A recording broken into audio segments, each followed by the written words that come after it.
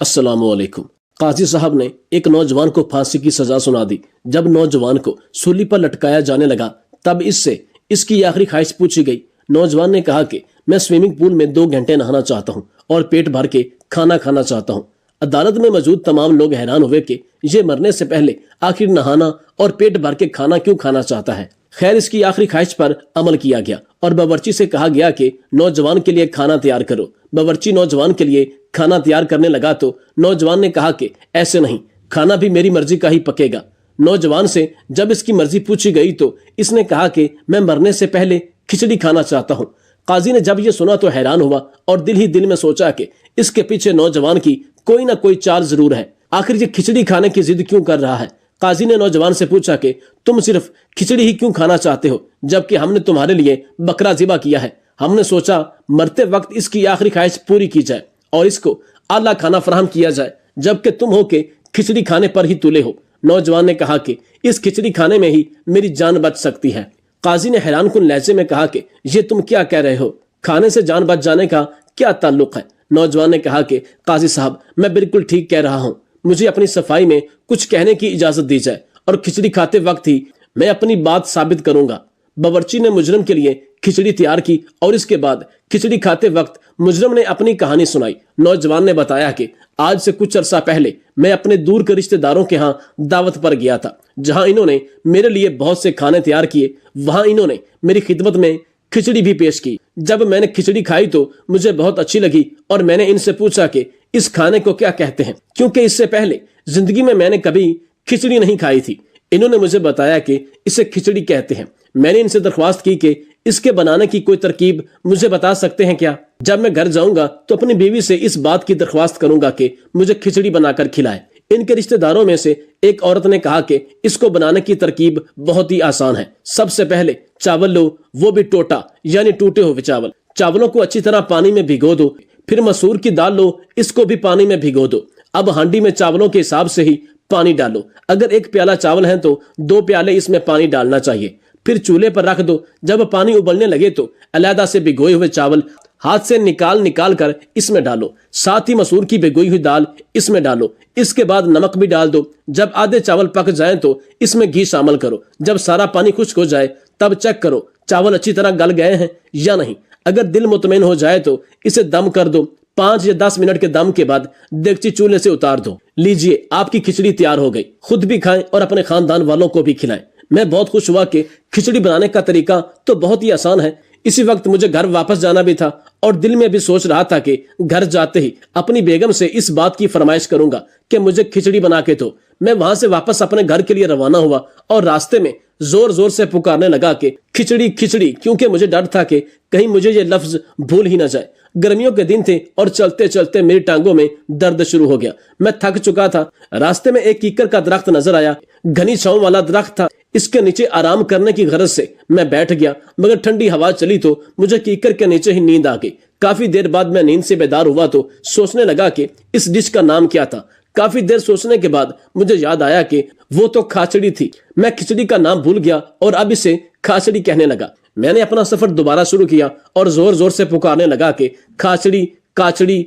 आगे किसान अपनी जमीन में हल चला रहा था और बीज बोने के बाद वो चिड़ियां उड़ा रहा था कि बीज खा ना जाए। मैं किसान के पास से गुजरा और खाचड़ी खाचड़ी कहने लगा तो इसने मुझे पकड़कर मारना शुरू किया। मैंने वजह पूछी तो कहने लगा कि मैंने इतनी मेहनत की है, इसके बाद बीज बोया है, चिड़ियों को यहाँ से उड़ा रहा हूँ और तुम हो के इन्हें वापस बुला रहे हो और इनको दावत दे रहे हो कि वो खेत से बीज खा लें। अब तुम खाचड़ी खाचड़ी मत कहना और यूं कहो कि उड़ चिड़ी उड़ चिड़ी। मैं उड़ चिड़ी कहता हुआ वहां से रवाना हुआ।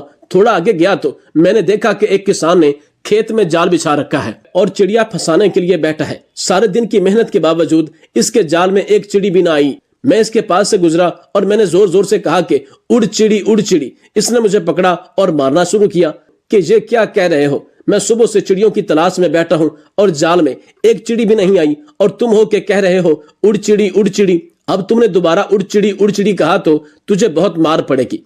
तुमने यूं नहीं कहना, बल्कि कहना है कि आती जाओ ते फंस ही जाओ। मैं अपने सकून को सहलाता हुआ दोबारा सफर के लिए रवाना हुआ और रास्ते में यूं कहते वो चल पड़ा कि आई जाओ ते फंस ही जाओ। मैं ये कह रहा था कि रास्ते में मैंने देखा कि पुलिस वालों ने एक चोर को पकड़ा हुआ है। मैंने सिपाहियों के पास से गुजरा اور کہا کہ آئی جاؤ تے پھانسی جاؤ۔ ان کو بہت غصہ آیا، انہوں نے سمجھا کہ یہ شخص ہمارا مذاق اڑا رہا ہے۔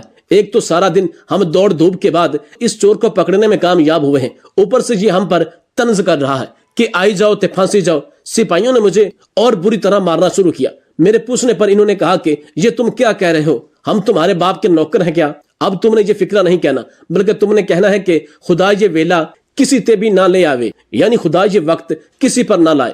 میں خدا یہ وقت کسی پر نہ لائے یہ کہتا ہوا دوبارہ اپنے سفر پر روانہ ہوا۔ میں اپنے راستے پر گامزن ہی تھا کہ میں نے دیکھا کہ راستے میں ایک بارات جا رہی ہے۔ جب میں ان کے پاس سے گزرا تو انہوں نے میرے منہ سے یہ الفاظ سنے کہ خدا یہ وقت کسی پر نہ لائے، تو باراتیوں نے مجھے وہیں پکڑا اور مارنا شروع کیا۔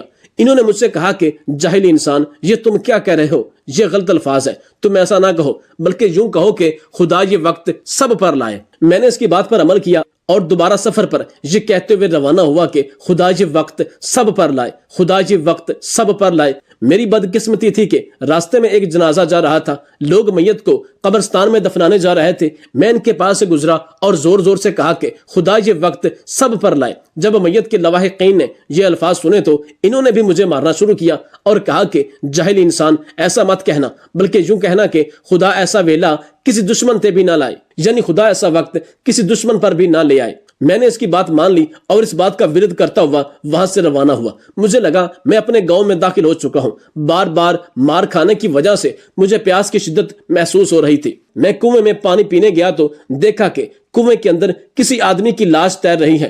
میں اپنی پیاس بھول گیا اور سوچنے لگا کہ اس آدمی کو کس نے مارا ہوگا۔ گاؤں کی کچھ عورتیں کنویں سے پانی بھرنے آئیں تو انہوں نے دیکھا کہ میں کنویں پر کھڑا ہوں۔ وہ چیختی چلاتی ہوئی گھر واپس گئیں اور اپنے گھر والوں کو بتایا کہ میں نے کسی کا قتل کیا ہے اور اس کو کنویں میں پھینک دیا۔ گاؤں والے مجھے پکڑ کر آپ کے پاس لائے اور آپ نے بغیر میری کوئی بات سنے صرف موقع کے گواہوں کو دیکھتے ہوئے مجھے سزائے موت کا حکم دے دیا۔ قاضی صاحب، میں بے گناہ ہوں۔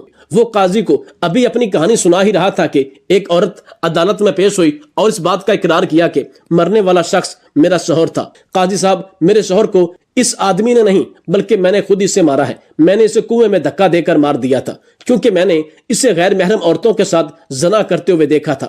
کافی عرصے سے میں اپنے شوہر کی شکایات دوسرے لوگوں کی زبان سے سن رہی تھی، لیکن مجھے اس پر یقین نہیں آ رہا تھا۔ مجھے لگا کہ لوگ ہمارا گھر خراب کرنا چاہتے ہیں، اس لیے مجھے میرے شوہر کے خلاف بدظن کرنا چاہتے ہیں۔ لیکن جب میں نے اپنی آنکھوں سے دیکھا تو مجھ سے یہ بات برداشت نہ ہو سکی اور میں نے اسے مار ڈالا۔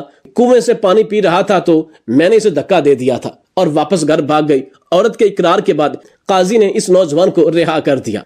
بھارت کے شہر لکھنؤ میں پہلی دفعہ بلدیہ کے انتخابات ہوئے تو اپنے زمانے کی مشہور رانی بائی طوائف امیدوار بنی۔ جب طوائف امیدوار بنی تو اس کے خلاف کوئی بھی شخص الیکشن لڑنے کو تیار نہیں تھا، چونکہ تمام سیاسی پارٹیوں کے سربراہ طوائف کے کوٹھے پر آیا کرتے تھے اور طوائف کے پاس تمام لوگوں کی ویڈیوز موجود تھی۔ ان حالات کو دیکھتے ہوئے اور اپنے علاقے کی صورتحال کو دیکھتے ہوئے ایک حکیم نے طوائف کے خلاف الیکشن لڑنے کا فیصلہ کیا۔ ہر کوئی یہی سمجھتا تھا کہ طوائف یہ الیکشن جیت جائے گی، لیکن امید کے برعکس حکیم صاحب الیکشن جیتنے میں کامیاب ہوئے۔ تمام لوگ حیران ہوئے اور حکیم صاحب سے الیکشن جیتنے کا راز پوچھا تو حکیم نے بتایا کہ میں نے اپنے دواخانے کے باہر نظامی صاحب اور خواجہ صاحب ایک دوسرے کے سب سے بڑے سیاسی حریف تھے۔ دونوں کافی عرصے سے ایک دوسرے کے خلاف الیکشن لڑ رہے تھے۔ کبھی خواجہ کی پارٹی فتح یاب ہوتی تو کبھی نظامی صاحب کی پارٹی کامیابی حاصل کرنے میں کامیاب ہو جاتی، مگر ان دونوں کے علاوہ کسی پارٹی میں اتنی ہمت نہیں تھی کہ وہ ان کے مقابلے میں آ سکے۔ دونوں پارٹیاں ایک دوسرے کو نیچا دکھانے کے لیے مختلف حربے استعمال کرتے تھے۔ ان دونوں کے کارکنوں کے درمیان ہر سال لڑائی جھگڑا جاری رہتا۔ حالانکہ مقامی صحافیوں اور میڈیا پرسنز نے ان کو آپس میں لانے کی بہت کوشش کی اور یہ بات باور کرائی کہ لڑائی جھگڑے میں کچھ نہیں رکھا، اگر آپ مل کر علاقے کی ترقی کے لیے کام کریں گے تو اس سے اچھی بات اور کوئی ہو ہی نہیں سکتی۔ مگر دونوں فریقوں میں ایک کان سے سننے اور دوسرے کان سے نکال دیتے۔ اس سال انتخابات ہوئے تو دونوں امیدواروں نے خوب تقریریں کی اور ایک دوسرے کے خلاف عوام میں زہر اگلنے کی کوشش کی۔ بقول نظامی صاحب کے کہ اس علاقے کی ترقی میں صرف ہماری پارٹی نے ہی کام کیا، جبکہ خواجہ کی پارٹی صرف تقریریں کرنے میں ہی ماہر ہے۔ خواجہ کے بقول کے اس شہر کے تمام مسائل ہماری پارٹی نے ہی حل کیے۔ شہر میں بجلی، گیس کی فراہمی، ان سب کو یقینی بنایا گیا۔ اس کے علاوہ تعلیم کے میدان میں بھی ہماری پارٹی نے کام کیا۔ خواجہ کی پارٹی نے نظامی کے خلاف ایک منصوبہ بنایا۔ انہیں کسی طرح اس بات کا علم ہو گیا کہ نظامی کو چھپکلیوں سے ڈر لگتا ہے۔ اگر اس کے گھر میں کوئی چھپکلی آئے تو وہ گھر میں قدم نہیں رکھتا۔ ایک دفعہ نظامی نے ایک بڑے پنڈال سے خطاب کیا۔ خواجہ کی پارٹی کے کارکن نے اپنا ایک کارکن اس پنڈال میں بھیجا۔ نظامی کی تقریر بڑے جوش و خروش سے جاری تھی کہ بڑے مجمع میں سے ایک آدمی نے نظامی صاحب پر چھپکلی پھینک دی اور بھاگ گیا۔ بس پھر کیا تھا، نظامی صاحب نے ایک چیخ بلند کی اور پھر بھاگنا شروع کیا۔ کارکن اس کے پیچھے آوازیں دیتے رہے کہ سر واپس آ جائیے، چھپکلی مری ہوئی تھی اور یہ رہی چھپکلی، مگر اس نے کسی کی بات نہ سنی اور بھاگنا جاری رکھا۔ نظامی صاحب کی تمام حرکات لائیو ریکارڈ ہو رہی تھی۔ اس کے علاوہ لوگ بھی اپنے موبائلز میں نظامی صاحب کی تقریر ریکارڈ کر رہے تھے۔ تقریر کرنے کے دوران جب یہ عجیب و غریب واقعہ پیش آیا تو نظامی کی تذلیل پر لوگوں نے بہت سارے فنی کلپ بنائے اور سوشل میڈیا پر وائرل کر دیے۔ خواجہ کی پارٹی والوں نے اس کا خوب مذاق اڑایا اور کہا کہ جن کا لیڈر اتنا بزدل ہو وہ عوام کی کیا خدمت کرے گا، وہ عوام کو بھی بزدل بنائے گا۔ نظامی صاحب نے اپنی پارٹی کے کارکنوں کو کہا کہ ہمیں ہر حال میں ان سے بدلہ لینا چاہیے۔ ان لوگوں نے میری کمزوری کا فائدہ اٹھایا اور ہم اینٹ کا جواب پتھر سے دیں گے۔ 2 دن بعد خواجہ نے ایک کالج میں تقریر کرنا تھی اور نوجوانوں سے خطاب کرنا تھا۔ کالج کی انتظامیہ کے ایک نوجوان کو بہت سارے پیسے دیے گئے اور اس سے کہا گیا کہ کسی طرح بھی کوئی ایسا کام کرو جس سے خواجہ کی بے عزتی ہو۔ نوجوان کی جیب گرم ہو چکی تھی۔ وہ ساری رات سوچتا رہا کہ ایسا کیا کروں جس سے میں پکڑا بھی نہ جاؤں، خواجہ کی بے عزتی بھی ہو جائے۔ آخرکار اس کے دماغ میں ایک ترکیب آئی۔ تقریر والے دن اس نے مائک کے اندر کرنٹ چھوڑ دیا۔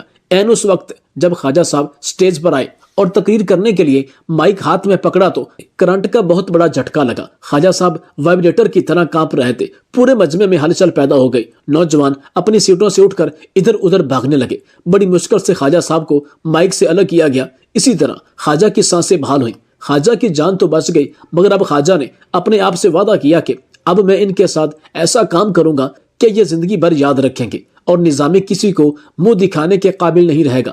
پارٹی کارکنان نے خواجہ صاحب سے پوچھا کہ آپ کیا کرنے جا رہے ہیں؟ خواجہ صاحب نے کہا کہ میں اس دفعہ نظامی کے خلاف الیکشن لڑوں گا ہی نہیں۔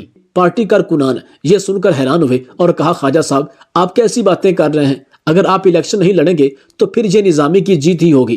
ہمیں آپ سے اس بات کی ہرگز امید نہیں تھی۔ خواجہ صاحب نے اپنے ممبران سے کہا کہ تم میری بات کا مطلب نہیں سمجھے۔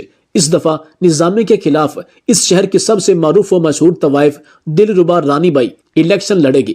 پارٹی ممبران نے جب یہ سنا تو خواجہ صاحب یہ آپ کیسی باتیں کر رہے ہیں؟ ہماری طرف سے ایک طوائف اس کے خلاف الیکشن لڑے گی اور اس سے ہمیں کیا حاصل ہوگا؟ یہ تو ہماری ہی بے عزتی ہوگی۔ خواجہ صاحب نے کہا بے وقوف، تم میری بات کو نہیں سمجھ سکتے۔ جب نظامی ایک طوائف سے ہارے گا تب مزہ آئے گا، تب اس کی شکل دیکھنے والی ہوگی، اس کی وہ تذلیل ہوگی جو زندگی بھر یاد رکھے گا۔ پارٹی کارکنان نے کہا لیکن اگر وہ طوائف جیت گئی تو پھر ہمارا کیا ہوگا؟ خواجہ نے کہا تم فکر مت کرو، وہ طوائف سے نہیں جیت پائے گا۔ شہر بھر میں یہ خبر مشہور ہو گئی کہ اس دفعہ نظامی کے مقابلے میں طوائف دلربا لڑنے جا رہی ہے۔ پورے شہر میں یہ خبر آگ کی طرح پھیل گئی۔ لوگ حیران تھے کہ ساتھ ساتھ ان میں تجسس بھی بڑھ گیا کہ اس دفعہ کیا ہونے جا رہا ہے اور خواجہ نے آخر اتنا بڑا فیصلہ کیسے کر لیا۔ خواجہ صاحب کی طرف سے طوائف کو دعوت دی گئی اور اسے پارٹی کی طرف سے الیکشن لڑنے کو کہا گیا۔ دلربا رانی بائی نے خواجہ صاحب کا شکریہ ادا کیا اور اس بات کی یقین دہانی کرائی کہ میں ہی الیکشن میں کامیابی حاصل کروں گی۔ خواجہ صاحب نے طوائف سے کہا کہ اگر تجھے نظامی کی شکست کا سامنا ہوا تو پھر تمہارے لیے بھی مسئلے پیدا ہوں گے، اس لیے ابھی سے سوچ لو۔ طوائف نے خواجہ صاحب سے کہا کہ میں اس بات کی گارنٹی دیتی ہوں کہ میں اس سے جیت جاؤں گی، لیکن اس کے لیے آپ کو بھی ایک قربانی دینا پڑے گی۔ الیکشن کمپین میں اپنے طریقے سے چلاؤں گی، میرے ساتھ مشہور و معروف ڈانسرز ہوں گی۔ تقریر تو ہم کر نہیں سکتے، سٹیج پر ڈانس کر کے عوام کو اپنی طرف مائل کرنے کی کوشش کریں گے۔ ہم جس علاقے میں جائیں گے تو اس الیکشن کمپین کا سارا خرچ آپ پر ہی ہوگا۔ خواجہ صاحب نے طوائف سے کہا کہ اس لحاظ سے تمہیں فکر مند ہونے کی ضرورت نہیں، تمہارے اکاؤنٹ میں آج ہی اتنے پیسے بھیج دوں گا جتنی رقم تم چاہو، بس میں نظامی کی تجھ سے شکست دیکھنا چاہتا ہوں، یہی میرا خواب ہے۔ طوائف نے کہا خواجہ صاحب آپ فکر مند نہ ہوں، اب بس دیکھتے جائیں میں اس کے ساتھ کرتی کیا ہوں، میں آپ کے مخالفین کو سکھ کا سانس نہیں لینے دوں گی۔ ادھر جب نظامی کو پتا چلا کہ میرے خلاف ایک طوائف الیکشن پر کھڑی ہو رہی ہے تو اس نے کہا کہ مجھے کیا پڑی ہے اس طوائف کے خلاف الیکشن لڑنے کی، میں بھی الیکشن پر کسی دوسرے شخص کو کھڑا کروں گا۔ یہ میرے شایان شان نہیں کہ ایک عورت سے مقابلہ کروں، وہ بھی ایک ایسی عورت جو لکھنؤ کی ہر ایک گلی میں ناچ چکی ہے۔ خواجہ نے مجھے نیچا دکھانے کی کوشش کی ہے تو میں بھی منہ توڑ جواب دوں گا، اور ایسا جواب دوں گا کہ خواجہ نے کبھی زندگی میں سوچا بھی نہیں ہوگا۔ میں خواجہ کے ساتھ ایسا حشر کروں گا کہ وہ زندگی بھر یاد رکھے گا اور کبھی نہیں بھول پائے گا۔ پارٹی کے رکنوں نے نظامی سے کہا کہ نظامی صاحب قدم پھونک پھونک کر رکھے، خواجہ نے ہمارے خلاف کمپین سٹارٹ کر دی ہے۔ آپ نے ایک طریقے سے ہرانا ہے، ایسے طریقے سے جو وہ سوچ بھی نہ سکے۔ اگر آپ الیکشن نہیں لڑنا چاہتے تو اپنی جگہ کس کو طوائف کے خلاف لڑانے کا ارادہ ہے؟ نظامی نے کہا میری جگہ ہمارے علاقے کا مشہور و معروف حکیم شمس الدین اس طوائف کے خلاف الیکشن لڑے گا۔ میں دیکھتا ہوں کہ یہ طوائف اس حکیم سے کیسے جیت پائے گی، ایک ایسا حکیم جس سے آدھا شہر علاج کروا چکا ہے۔ شادی سے پہلے اکثر نوجوان اس حکیم سے ہی رابطہ کرتے ہیں۔ میں نہیں سمجھتا کہ اس طوائف کی شہرت شمس الدین سے زیادہ ہوگی۔ شمس الدین کے نام پیغام بھجوایا گیا کہ میں نے تجھے یاد کیا ہے۔ جب شمس الدین نظامی کے ڈیرے پر پہنچا تو نظامی نے اسے ہار پہنایا اور مبارکباد پیش کی کہ ہماری پارٹی نے اس سال تجھے الیکشن پر کھڑا کیا ہے۔ حکیم صاحب نے جب یہ سنا تو کانپنے لگا۔ اس نے نظامی سے کہا کہ نظامی صاحب مہربانی کر کے میرے ساتھ ایسا ظلم مت کیجیے، میرا اس معاملے میں کوئی تجربہ نہیں، آپ مجھے کس آزمائش میں ڈال رہے ہیں؟ نظامی نے حکیم شمس الدین سے کہا کہ میاں سوچ سمجھ کر بات کرو۔ نظامی کو انکار کرنے کا مطلب یہ ہے کہ تمہارے تمام دواخانوں کو آگ لگا دوں گا، پھر نہ تم گھر کے رہو گے اور نہ ہی گھاٹ کے۔ نظامی تمہیں عزت دلانا چاہ رہا ہے، تمہارا نام روشن کرنا چاہ رہا ہے، اس لیے تجھے اپنی جگہ الیکشن لڑوا رہا ہے اور تم ہو کے شرمائے جا رہے ہو۔ میں نے تجھ سے زیادہ بیوقوف بزدل شخص دنیا میں نہیں دیکھا۔ ارے تجھ سے اچھی تو وہ رانی بائی دلربا ہے جو الیکشن لڑنے جا رہی ہے۔ وہ ایک عورت ہو کر بھی طوائف ہو کر اتنا بڑا قدم اٹھا رہی ہے اور تم خوف زدہ ہو رہے ہو۔ حکیم صاحب نے نظامی سے معافی مانگی اور کہا جیسا آپ کا حکم ہوگا میں ویسا ہی کروں گا۔ نظامی نے کہا یہ ہوئی نہ بات، تم فکر مت کرو، الیکشن کے سارے اخراجات میری طرف سے ہوں گے اور الیکشن جیتنے پر میری طرف سے تجھے ایک خصوصی انعام دیا جائے گا، ایک ایسا انعام جس کے بارے میں تو نے زندگی میں نہیں سوچا ہوگا۔ حکیم شمس الدین الیکشن لڑنے کے لیے رضامند ہو گیا۔ حکیم صاحب کی طرف سے پارٹی کے کارکنوں نے ایک نعرہ تیار کیا۔ نعرہ کچھ اس طرح تھا، اے ہدایت چوک کے ہر ووٹر شوقین، دل بے شک دیجئے دلربا کو، مگر ووٹ صرف شمس الدین کو۔ رانی بائی دلربا کے سپورٹرز نے جب یہ نعرہ سنا تو انہوں نے بھی اپنی پارٹی کا ایک نعرہ تیار کیا۔ یہ نعرہ کچھ اس طرح تھا، ہدایت جو کہ ہر ووٹر شوقین کو، دلربا کو ووٹ دیجئے، نبض شمس الدین کو۔ حکیم کی یہ خوش قسمتی تھی کہ اس کا یہ نعرہ زیادہ مشہور ہوا اور اسی نعرے کی بدولت حکیم شمس الدین یہ الیکشن جیت گیا۔ پورے شہر میں حکیم کی کامیابی پر جشن منایا گیا۔ طوائف خود حکیم کے پاس اس کے گھر خصوصی مبارکباد دینے آئی۔ اس نے حکیم صاحب کو کہا کہ آپ کو بہت بہت مبارک ہو، میں نے الیکشن جیتنے کی بہت کوشش کی لیکن کامیابی نے آپ کے ہی قدم چومے، مگر مجھے اس ہار سے کوئی فرق نہیں پڑتا، لیکن آپ کی جیت سے ایک بات تو ثابت ہوئی کہ لکھنؤ میں مرد کم اور مریض زیادہ ہیں۔